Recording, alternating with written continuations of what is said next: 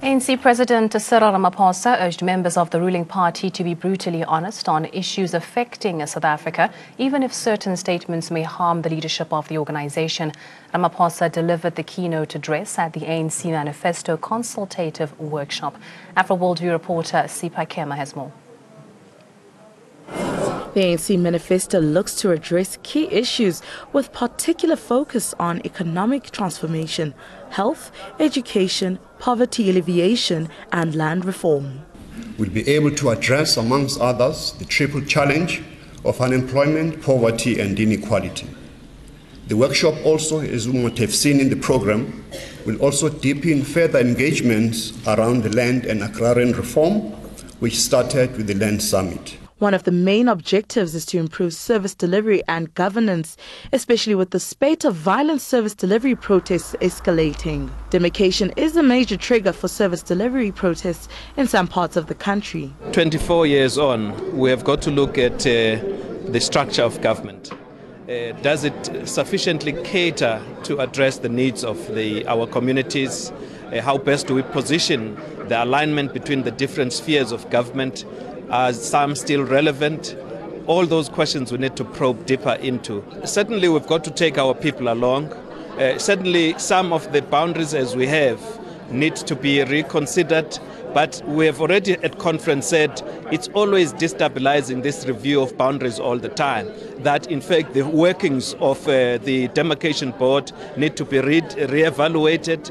President Ramaphosa says across the nation there are young people who want to build the country for future generations.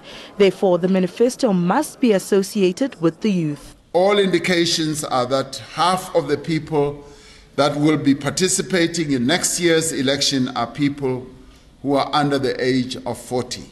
We have a young, vibrant, forward-looking people who want to be part of building a better nation for themselves and for future generations. The young people who are out there want to hear a very, very powerful message. The Manifesto Consultative Workshop has officially been opened by the President of the ANC, Cyril Ramaphosa, who called for unity within the ANC in working towards this manifesto to ensure it's inclusive of all South Africans. Mr. Ramaphosa also emphasized on making sure that a spade is called a spade, that any ANC members or delegates here at the Consultative Workshop who are not within government can criticize those that are in government openly, but the manifesto is not finalized. We are looking for the manifesto to be finalized only next year. But this is what they will draft to bring forward to the Electoral Committee. Sipa Kema for Afro Worldview, Irene. Well, joining us in studio is COSATU President Dumo Dlamini, and over the phone line we are joined by the ANC Youth League's Deputy President Desmond Mwela and Professor Barry Hanyane, political analyst. A very good evening to you all, gentlemen. Thank you so much for joining us. Thank you very much. Well, let me start with Mr. Mwela, who's joining us over the phone line. This is arguably going to be one of the ANC's toughest elections to date. How will this manifesto actually address issues like the loss of the electorate that the ANC has suffered? Well, thank you very much, and greetings to the viewers. As part of our program, as the ANC League, as we're discussing a number of issues in the ANC manifesto, we are going to make sure that everybody in urban areas, in all cities, the elites must come together so that at the end of the day we convince them, we work with them very closely, so that at the end of the day they understand that the only liberation movement that can liberate them wherever they are is the African National Congress. So we are going to join hands in gloves with them and work with them very closely, so that at the end of the day they understand that they are where they are as elite and so on because of the African National Congress. They've liberated them, and up until today we are still going to liberate them as the African National Congress. Well, Mr. Well, I'm going to ask you to stay with us on the phone line as I come to studio. Mr. Dlamini, you actually attended this meeting as a member of the Alliance partnership. Do you think that progress was made, or was it just the same rhetoric that's being reiterated today?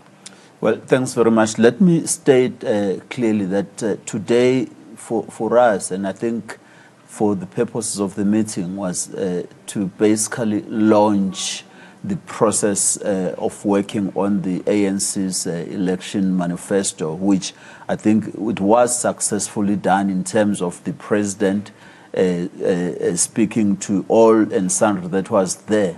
And the actual work is now to follow, given the highlights that emerged there. Remember, the manifesto is got to be a very crisp, clear message, short, talking to the issues of what the ANC is doing right now for the people of this country, what the ANC aims to do.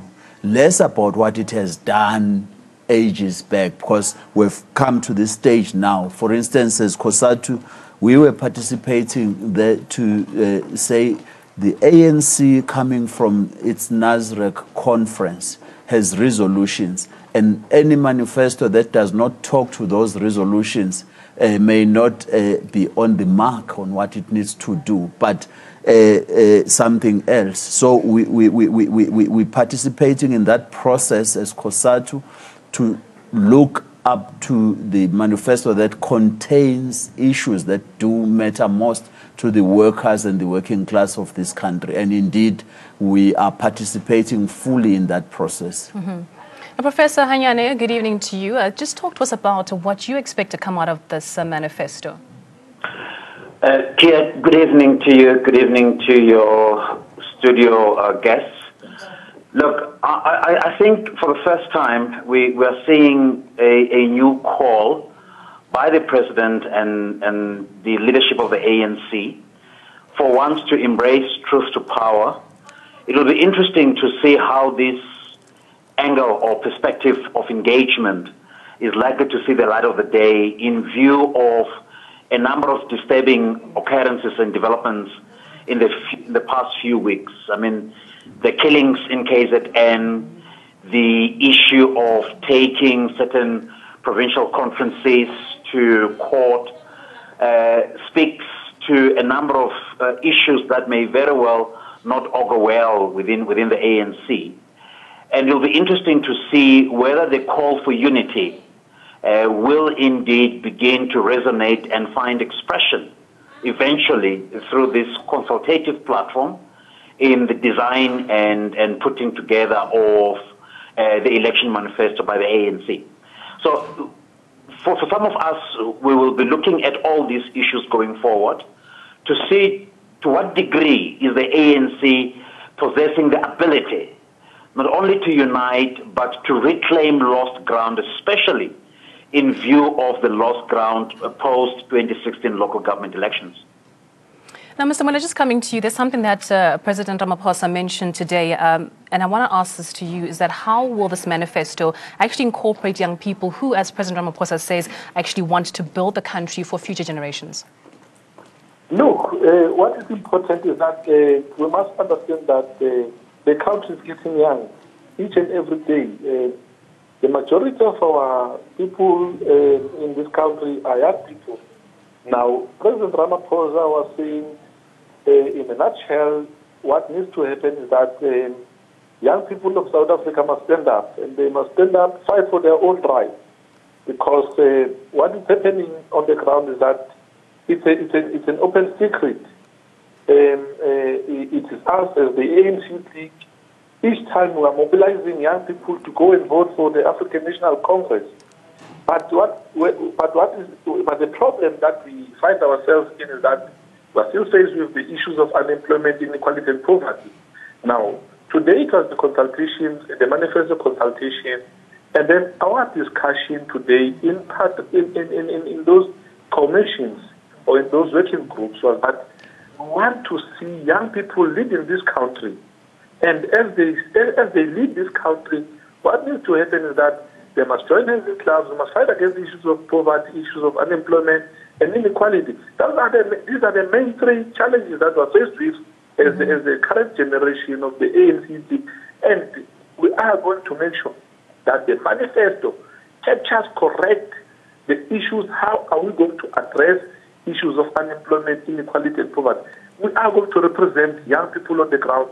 So the manifesto of the ANC, because we're consulting today, it must capture actually those issues that must respond to the socio-economic issues that affect our young people on the ground. And Mr. Dlamini, how will issues of service delivery and corporate governance, which has been a sore point in the past sort of 5 years, be dealt with in this manifesto? Yes, that's correct. Indeed, we can't allow a situation where we offer South Africans the same old wine, but just in a new bottle. That doesn't work anymore. Issues of good governance have been raised quite sharply in the country over the past few months, and rigorous campaigns showing society saying enough is enough on this. It is therefore important that we need to respond in this. We have had recently quite a positive, quick response in the situation in the Northwest, where people were raising issues of service delivery. But it doesn't have to be like that. We have to be proactive and listen, because listening is the issue. Listening to what the people are raising and responding swiftly is going to help us. Having relevant people on the job, particularly at a managerial level, who are able to execute the task that is there.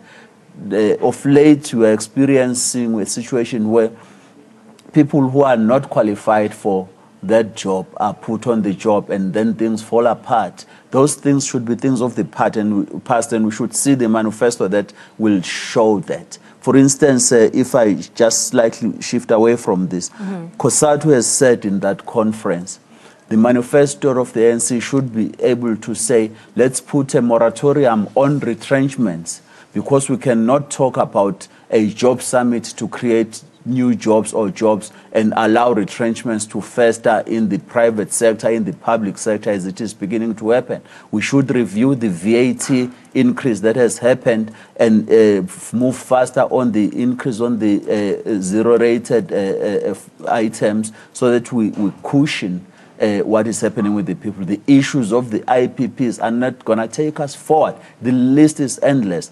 At the contrary view of what has emerged from Nasrec, because Nasrec was a turning point for the ANC, taking us closer to what we dream about, a move towards a second phase of our national democratic revolution in a radical socio-economic mode. But what you're seeing and experiencing is something else. So we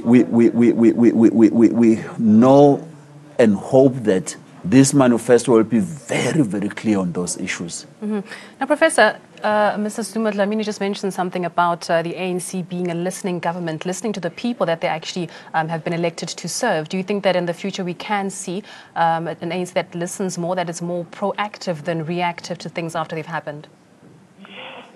Look, it's a difficult question to answer if one has to look at the track record, especially the recent spate of service delivery protests throughout the country. I mean, I'm based in Potchefstroom, part of the Northwest province, where we've seen a serious escalation of these service delivery protests in the name of calling for good governance, especially in municipalities. What is worrying is that you are sitting with serious structural deficiencies in a number of municipalities, ranging from audits that otherwise claim malfeasance and maladministration and poor management of public resources. This requires a technocratic, structural approach and not necessarily an election manifesto. So groundwork must be done to clear any kind of false hope that a manifesto can bring tangible change at local government level. Real tangible results and solutions are needed, and not necessarily manifestos. So it will be interesting to see to what degree moving forward are we likely to see capable men and women who are likely to occupy strategic positions in some of these key strategic entities, your municipalities, your SOEs, and so forth. The time for Ramaphosa, sadly, has come and gone. It is now time to bring tangible change to our people. Now, Mr. Mwela, I'm going to let you go shortly. I know that you do have to leave us, but before you go, as the young people, do you have these people that Professor Barehanyane is speaking about, young people who are qualified, capable, disciplined to lead the ANC going forward? Yes, we are ready. Young people of South Africa are ready. We've got young graduates, young people, cadres of our movement, young people who are ready to lead the country. You see, the problem is that we can't be young forever. We are getting old each and every day. And we are saying as the ANC, it is about time now where young people must take over the ANC. Because we can't be led by old people each and every day. Old people must go to pension. They must go and make sure that they enjoy their pension with their families, their grandchildren, and so on. We are saying as the leadership of the Youth League, young people, the leadership of the Youth League, the ANC Youth League in particular, is ready to take over the country, it's ready to take over the government. We can't be led by old people. So why? No, that thing must change. We are saying we are ready. We've been trained. Now, as we approach elections, number one, we are not going to vote for old people. We are going to vote for somebody who's between the age of 18 years, between the age of 18 years and 35 years. Beyond that, we are not going to vote for them. As we approach these conferences, we are very clear as the ANC. We want young people to be integrated, because we have resolved that 40% must be achieved in our lifetime. And we cannot achieve the 40% if we are being suppressed by the leadership of the ANC in particular, or whosoever. They can't lead forever. They must allow young generation to take over and change the ANC. That's what we are seeing in the ANC thing. And we're not going to be apologetic on that one. We're not going to request any permission from anyone. We're not going to beg any relationship from any leader of the ANC or from anybody. But we are saying we want to represent the poor of the poorest, we want to represent our generation, and we want to represent the young people, because you can go even in parliament. Very few young people there in parliament. You can go to cabinet, including all provinces. Very young. There are very few young people who are in cabinet, in provincial legislatures. How are we going to advance economic freedom in our lifetime if we are not represented in those strategic positions? So we are saying as the ANC, enough is enough. It ends here and it ends now. We must be integrated, not by force, but we are going to work the ground so that the leadership of the Youth League, or the Youth League in particular, takes over gradually, because at the end of the day, we must represent young people of our country. Well, Mr. Mwela, thank you very much for having joined us this evening for the discussion. Mr. Stuart Lamina, I saw you smiling from the corner of my eye. He says that you won't live forever, leaders of the ANC and of the Alliance, that young people must be incorporated from now. Is there talk of a succession plan for the African National Congress as we get to the 2019 elections? Look, there should be indeed that process of this integration. As the Youth League is making that point, we should be able to respond quite positively to it. Of course, you won't want to just allow young people alone. They will still need the elders, these most experienced, to be with them. But we must begin to practically and meaningfully. You see, they are talking 40%, and I don't think it's a bad idea to have 40% in each and every structure of our ANC, taking care of our young in parliament and in the legislatures of our country, because the future of this country lies with the young ones. We would have done our time. Yes, we have the experience, which they don't have. That's why they say for jobs, don't ask for this 3 to 5 years experience. And I agree with them on that argument, because otherwise where do you get or buy experience? There's nowhere. Let's integrate and allow them to come in. However, the reality is that right now you will need that experience of the seniors.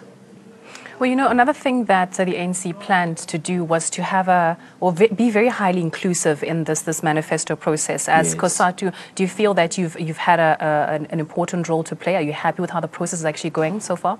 Indeed, today, as I said, it was a consultative conference. We were given quite a good participation space, and we managed to put across those issues. But as I said earlier on, the actual work has now got to begin in a smaller a team that takes all these views that emerged today from the different sectors of our economy into a practical, short manifesto message of the African National Congress. Because if you come with a full basket of issues and promises, you're going to fall into the same trap of not delivering on those things. Just a few important items for society to understand what the ANC wants to do, encompassing the sectors of our economy. Well, Professor Barry Hanyane, let me give you an opportunity just to give us your closing comments. Yeah, Kia, look, I think we need to be very careful here. The space given to the youth in giving them some sense of political consciousness does not amount to giving them skills that our state organs demand. We need to be very careful there. I'd like to see the ANC one day waking up and say there are universities where such skills can be obtained, irregardless of political persuasion or background, in preparing these youth to one day assume responsibility to power. These youth must then receive these skills. It's not enough to talk political conscientization, and yet in terms of skills and education, there is somewhat of a deficit right there.